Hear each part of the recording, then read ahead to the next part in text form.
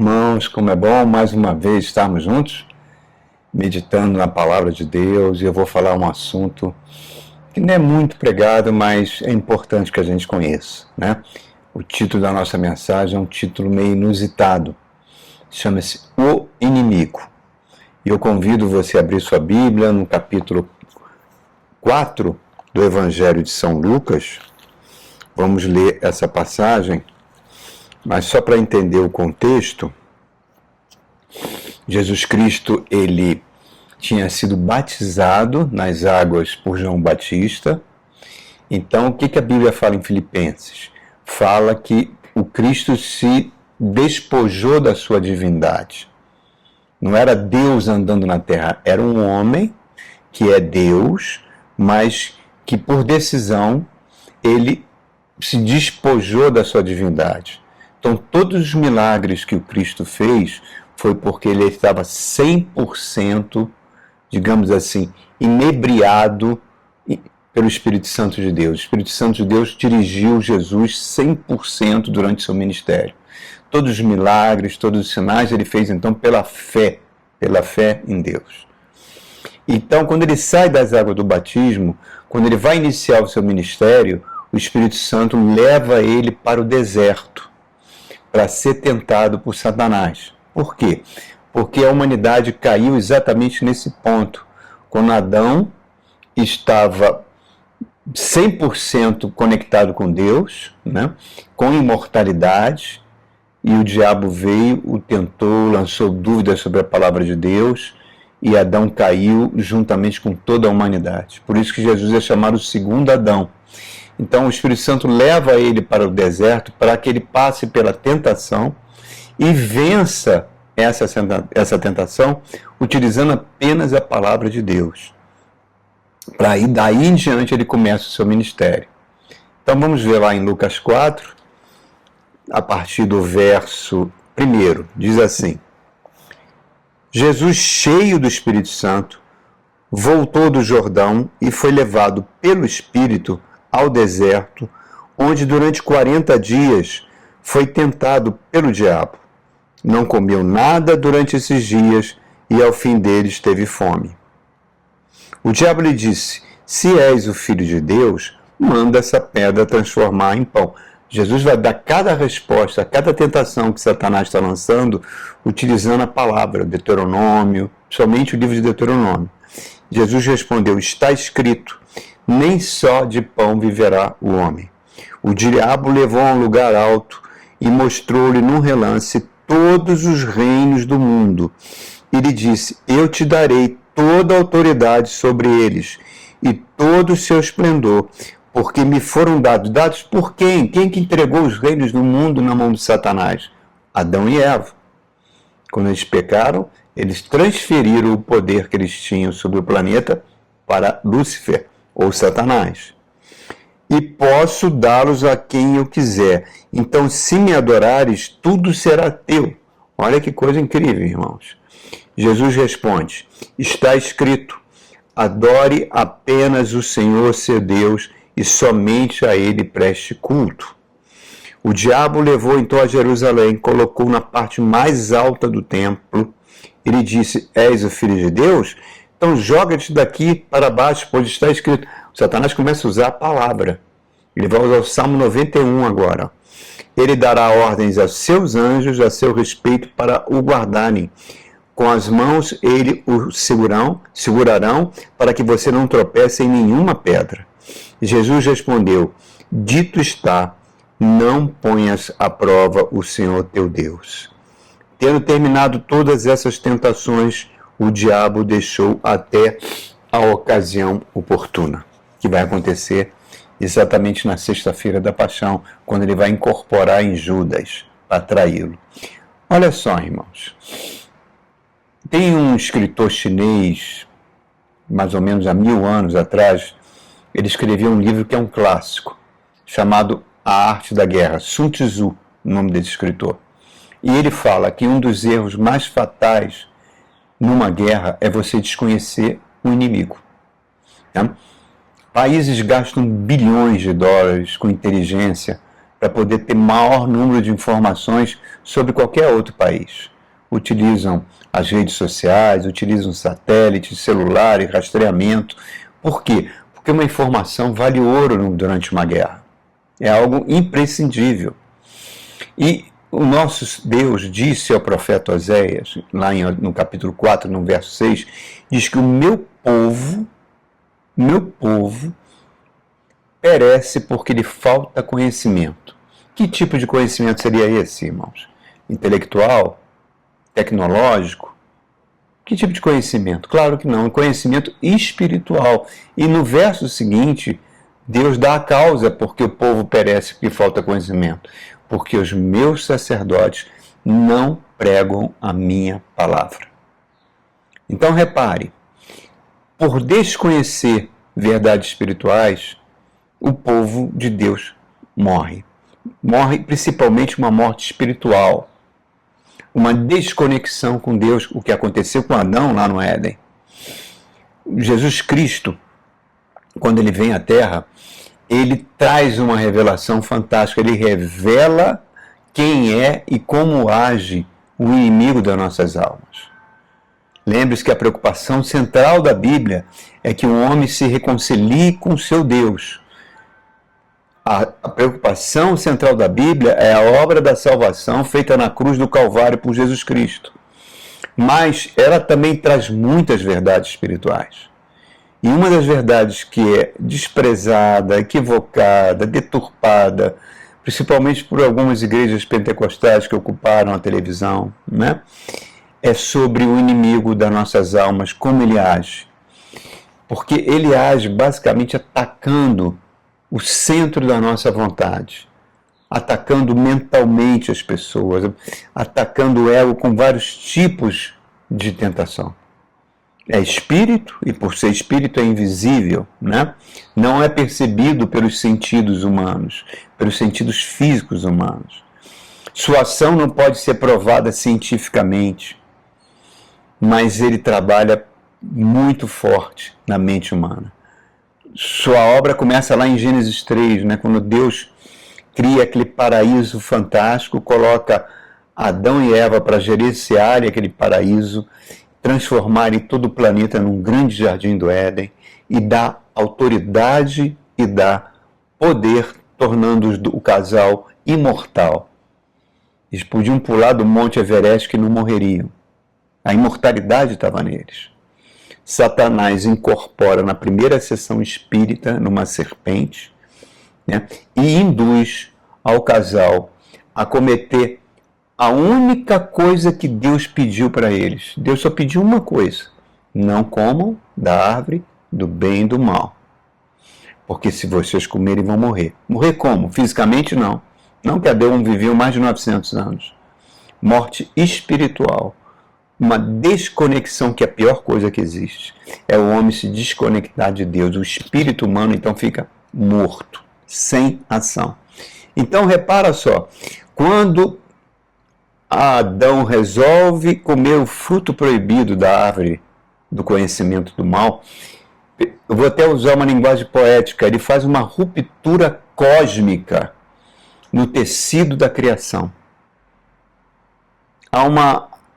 Tudo aquilo que havia uma perfeita harmonia e felicidade chega ao fim.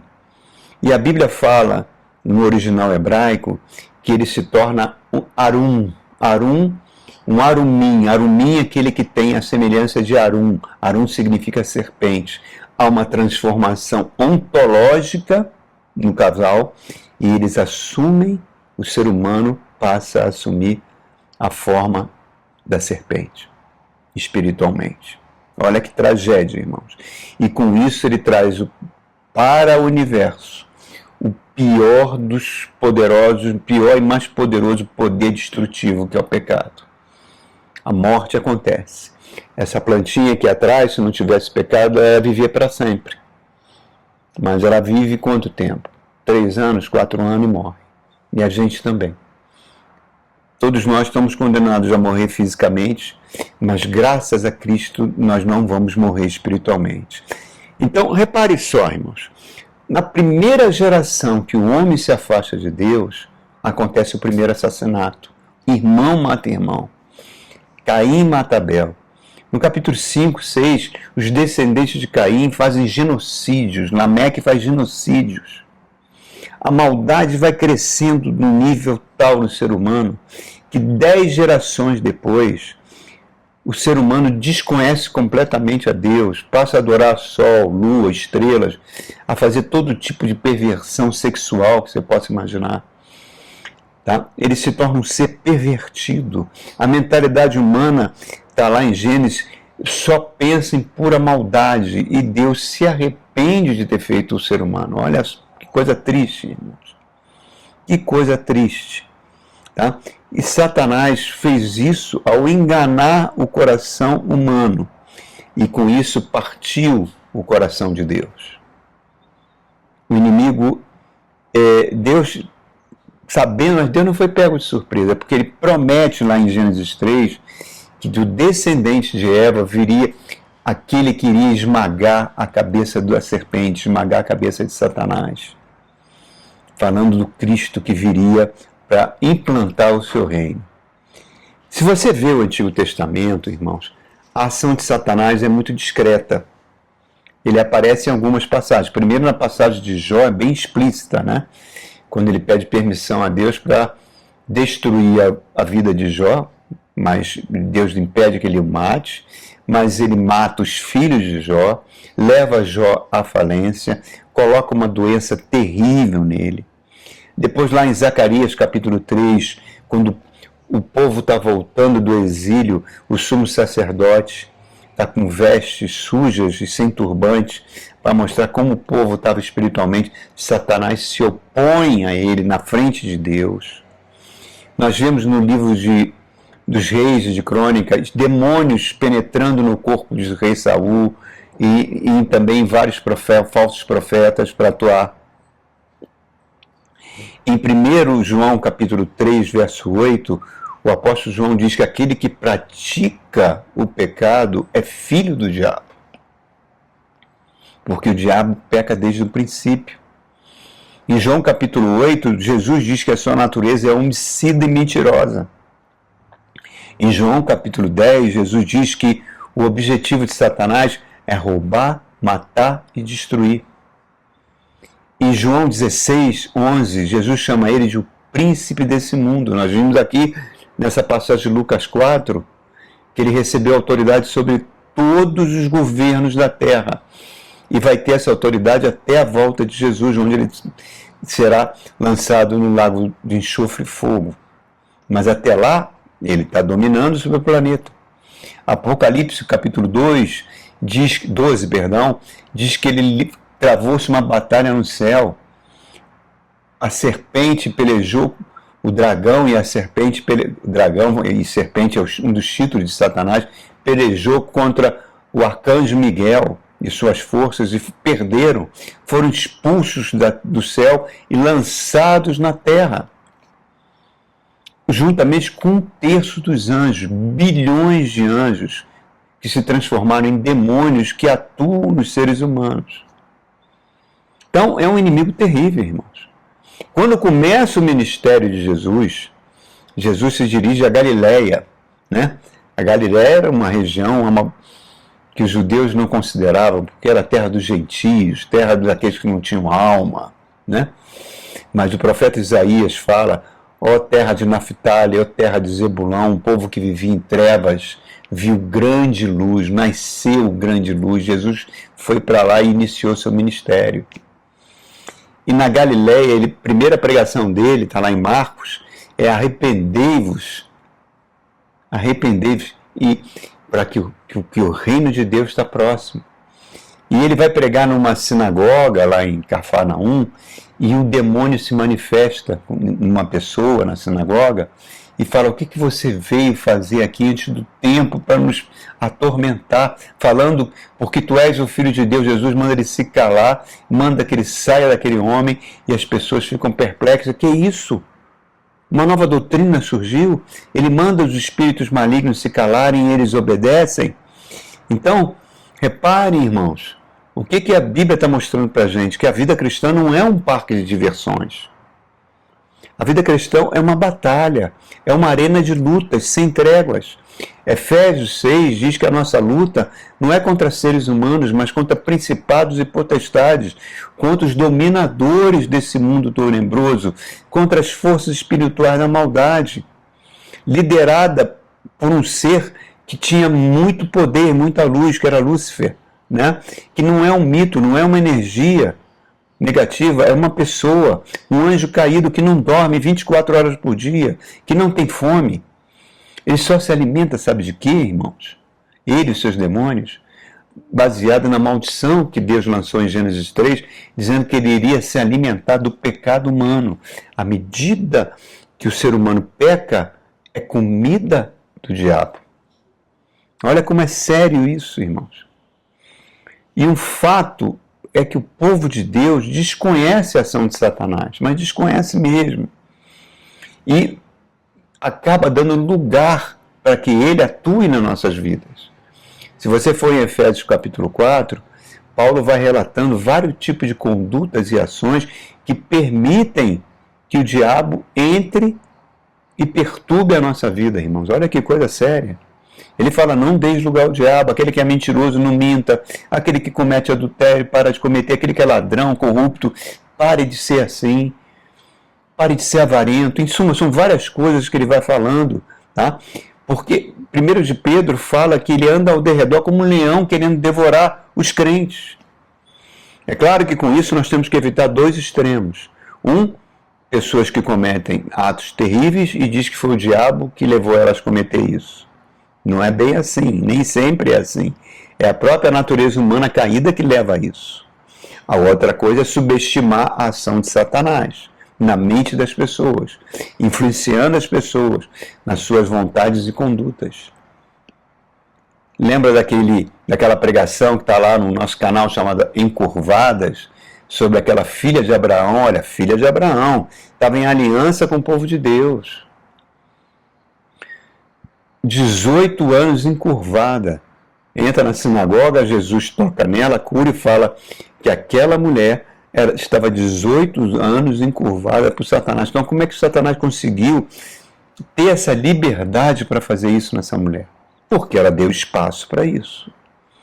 2 Coríntios capítulo 3 diz que o Deus deste século, Deus com letra minúscula, falando do diabo, atua para que não resplandeça a glória do Evangelho, irmãos. Olha que coisa fantástica. E usa principalmente a tentação. Por isso que Jesus fez a oração do Pai Nosso, Senhor, não nos deixe cair em tentação. Eu sempre comparo a ação de Satanás, faço uma analogia com um comandante de um super transatlântico de luxo. Aqueles transatlânticos que fazem aquelas viagens super luxuosos, e que você pode chegar para esse comandante e falar, comandante, tem um lustre aqui de cristal gigantesco no salão de festas, eu posso jogar bola e tentar quebrar aquele lustre? Pode, meu filho. Eu posso cheirar aqui uma fileira de cocaína? Pode. Eu posso fazer uma orgia com os passageiros? Pode. O que importa é o seu bem-estar. Você só tem uma única vida. Só que ele não diz que esse navio está rumando em direção ao iceberg, onde todos vão morrer. Não fisicamente, que já que todos nós iremos morrer fisicamente, se Jesus não voltar antes, mas espiritualmente, que é a pior coisa que pode acontecer com o ser humano. E eu queria agora, na segunda parte dessa palavra, mostrar como o diabo às vezes entra nas pessoas, atua, e não é aquele folclore que a gente vê aí de algumas falsas igrejas, mandando, diabo, bota a mão para trás, aí o diabo fala com a voz rouca, rola no chão. Não, não é nada disso. Ele entra na pessoa e a pessoa passa a agir de acordo com a vontade dele e ninguém nota. Lembra naquela vez que Pedro teve a revelação que Jesus era o Filho de Deus? E logo em seguida o censura por ele estar indo em direção à cruz? E Jesus fala, sai Satanás, arreda Satanás. Em Judas, ali na última ceia, diz que o diabo entrou em Judas. E não ficou babando, não ficou tremendo, ninguém percebeu, irmãos. E Jesus olha para ele: o que você tem que fazer, faça agora. E Judas sai para traí-lo. Nenhuma reação adversa, fisicamente, que pudesse perceber. Até que os discípulos acharam que ele foi comprar comida para dar para os pobres. Então, ele entrou em Herodes, né, no nascimento de Jesus, tentou matar Jesus como criança. Mas tem um personagem no Antigo Testamento, que está no capítulo 8 de Êxodo, que é o faraó do Egito, o homem mais poderoso da terra. Ele é um tipo de Satanás. E o Egito, aquele império, é um tipo do mundo, tipifica o mundo. A Bíblia diz que se você entregou a vida a Jesus, você foi transportado do reino das trevas para o reino da sua luz. Se você entregou a vida a Jesus, o Espírito Santo te selou como você pertencendo ao Senhor. Mas mesmo assim, nós temos que ter muito cuidado, porque o diabo sabe manipular, sabe enganar e sabe tirar e faz tudo para que o crente perca a sua salvação. Alguns dizem que é impossível. Tem teólogos que dizem que é impossível. Tem teólogos que dizem que é possível baseado nas profecias e nas parábolas do próprio Cristo. Enfim, não quero entrar nesse mérito. Mas o personagem do faraó, que é um genocida, que mandou matar todas as crianças assim que nascesse, né, no Egito, ele tipifica isso. Né? Principalmente no encontro que ele tem com Moisés. Moisés ficou 40 anos vivendo no Egito, na corte do faraó, como príncipe, mata um egípcio, foge para o deserto e vai ser pastor de ovelha, onde ele vai ficar até a idade de 80 anos, velhinho, esquecido. Nisso, Deus tem um encontro com ele no deserto, aquela história da sarça ardente, a sarça que não queimava, e dá uma ordem para Moisés: Moisés, você volta lá e manda o faraó libertar meu povo. Moisés fica assustadíssimo com aquilo. Como é que pode, Senhor? O homem mais poderoso da terra, já fui lá, ele vai me matar. Manda outro, mandando. Ele começa a ponderar com o faraó tremendamente sobre isso, e Deus vai se irritando com isso. Aí fala: Moisés, bota a mão dentro da tua roupa. Ele bota, tira para fora. Estava leprosa. Ele grita: estou leproso. Deus manda botar a mão de novo. Bota, saiu limpinha. Para mostrar o quê? Moisés é o que tem controle sobre vida e morte. E ele mesmo assim continua ponderando. Moisés, pega esse pedaço de pau, lança no chão. Lançou, virou uma serpente que corria atrás de Moisés. Moisés saiu correndo, a serpente atrás dele. Aí Deus fala: pega ela pelo rabo. Quando ela pega pelo rabo, ela vira novamente aquele pedaço de pau. Tá vendo, Moisés? Agora você vai lá para o faraó e manda libertar o meu povo. E tem esses diálogos com o faraó. O faraó desprezando completamente Moisés: quem é esse Deus? Só conheço um Deus que sou eu sou o Deus de todo o Egito. E Deus vai lançando uma praga atrás da outra, e o faraó vai cedendo. Não vai ceder até o final, mas vai cedendo. Cada vez que ele cede, há um diálogo com Moisés. A primeira proposta está em Êxodo 8, 25, que o faraó fala assim: você quer levar o povo para o deserto, levar o povo embora? Tudo bem. Para adorar o seu Deus? Tudo bem. Mas não vai muito longe, não. Não precisa sair do Egito. Levante um altar aqui. Tem tantos altares aqui, há tantos deuses do Egito. Levanta um altar aqui. É como se ele estivesse falando para um crente. Você quer ser crente? Não tem problema não. Não precisa mudar de vida. Continue levando a vida que você sempre levou. Você mentia, continue mentindo. É bobagem, mentirinha. Ser orgulhoso, soberbo, faz bem ao teu ego. É um ego poderoso. Você era um poço de impureza, de prostituição, adúltero. Não mude de vida. Viva apenas uma vez, aproveite os prazeres do mundo. É uma proposta perigosa, irmãos. Ele como diz a Bíblia, ele está semeando para a sua própria carne. A carne, diz em Romanos 8, que é inimiga de Deus, porque não consegue fazer a vontade de Deus. É uma proposta perigosíssima, que atinge tanta gente. Você não está seguro porque você vai a uma igreja, você está seguro se você entregou a vida a Jesus, nasceu de novo e o Espírito Santo veio morar em você. Houve uma mudança de mente, uma mudança de vida. Se não for assim, você está levantando altares no Egito. Você não pode servir a Deus e servir ao Egito, servir ao mundo.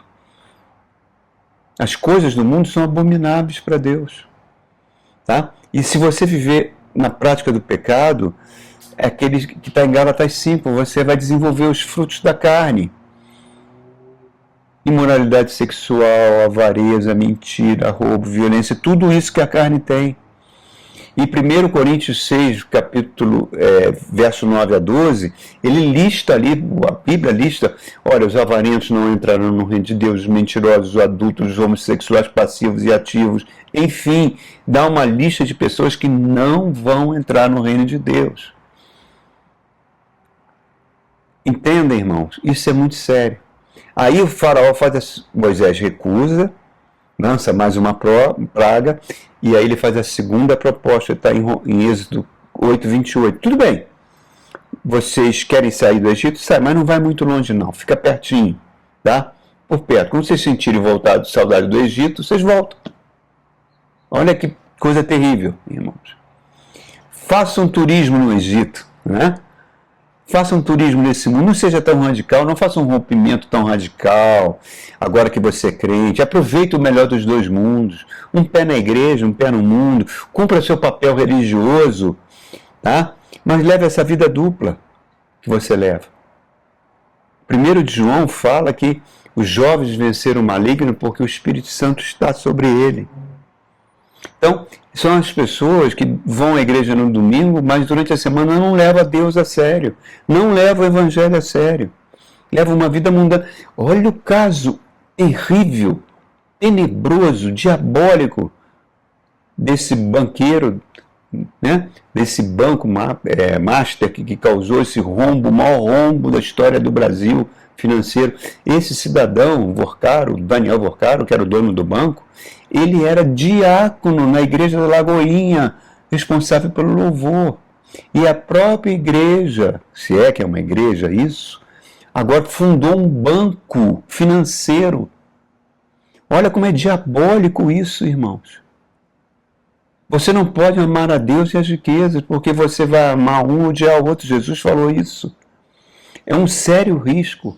É uma armadilha desse inimigo terrível, diabólico, super inteligente, mas é um assassino que pode roubar a nossa salvação, ele pode matar, destruir a sua família.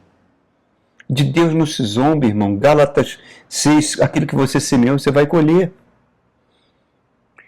E aí ele faz a terceira proposta, novamente Moisés não aceita, ele fala, tudo bem, em Êxodo 10, verso 10 a 11, você quer sair do Egito? Saia, mas as crianças ficam. As crianças ficam. E Moisés diz, não. Jovens, lugar dos jovens é ficar junto a Deus. Satanás diz, não, aproveite, jovem, a vida no Egito, você só está no auge da tua vida, os teus hormônios estão aí plenos, com vigor, leve a sua liberdade sexual às últimas consequências, aproveite todos os prazeres desse mundo, curta a vida, experimente as minhas taças de prazeres. E nós estamos vivendo o tempo que os jovens estão se acabando, irmãos. Tá? Horas e horas na frente da internet, destruídos moralmente, com todo tipo de imoralidade sexual, com todo tipo de vício. As redes sociais vão formatando a mente desses jovens, se tornam promíscuos, viciados.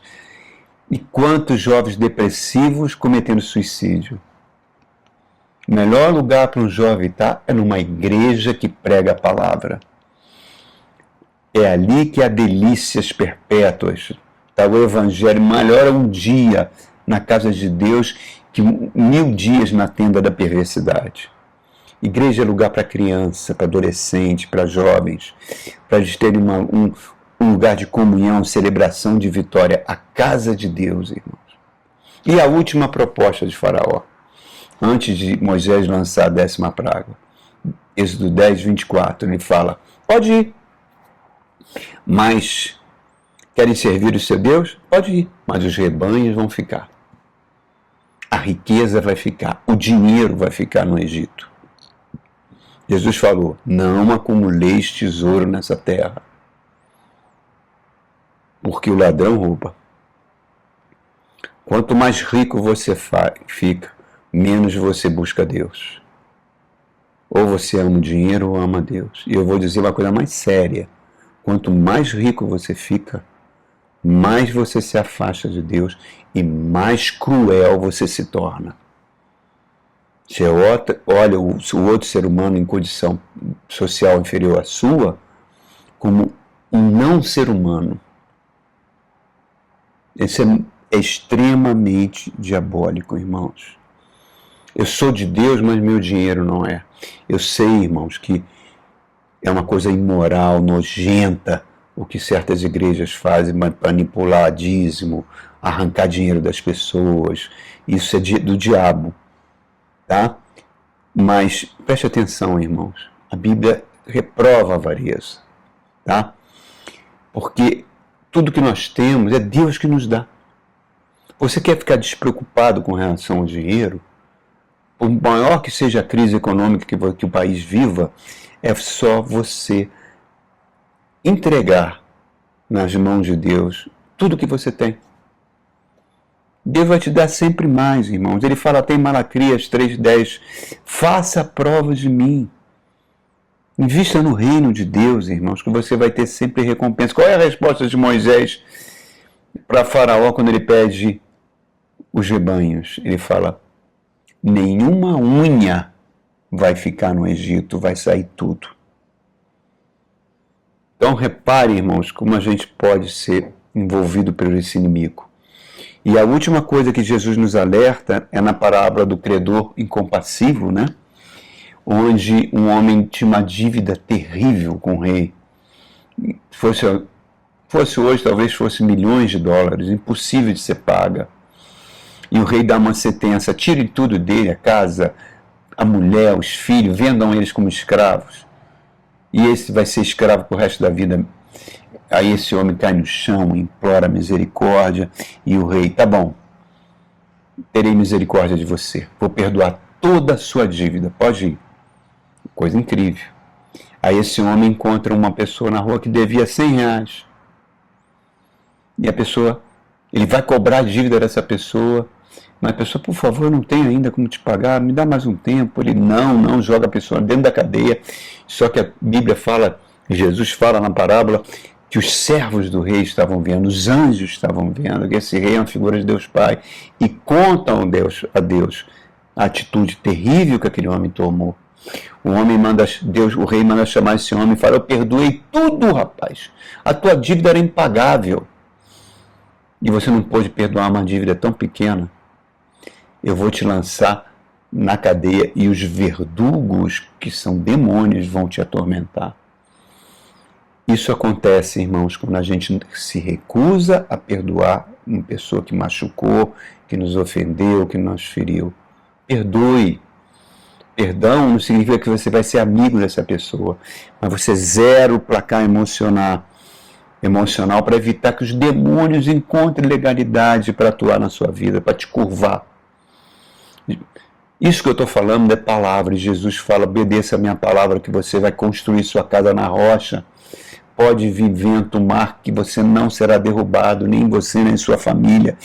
O diabo não vai te curvar. Essa é a diferença entre morte e vida.